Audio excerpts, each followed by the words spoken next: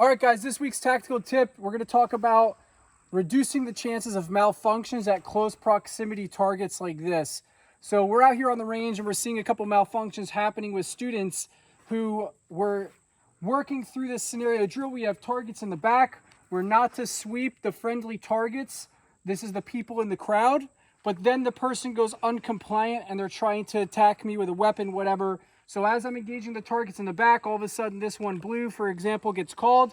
So when I come to here, what we see is people will go like this. But if we look at the distance here, right, if this was actually a bad guy, I don't want to present my gun to them in this position to where they can now obviously reach my arms or reach the pistol, deflect it or whatever. So the natural reaction that we're seeing from the students is they bring their elbows in and they're shooting from this position, right? Where I drop my elbows down. But what happens here is this makes the recoil very loose and they're getting malfunctions on occasion, right? When I drop my elbow, the recoil never really makes it to my shoulder. It stops at the elbow joint and the gun does this, the pistol does this.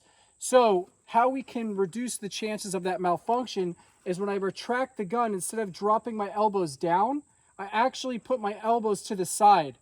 My elbow doesn't bend this direction. So what happens when I do this movement, it's actually happening at the shoulder, not the elbow joint. If I drop my elbow down, then the elbow, the hand moves like this, like the tomahawk chop at the elbow. When I turn my elbow out, I can't do that. My hand would have to go in. But this is now making coupling forces, so I'm making like a circle of that energy and tension.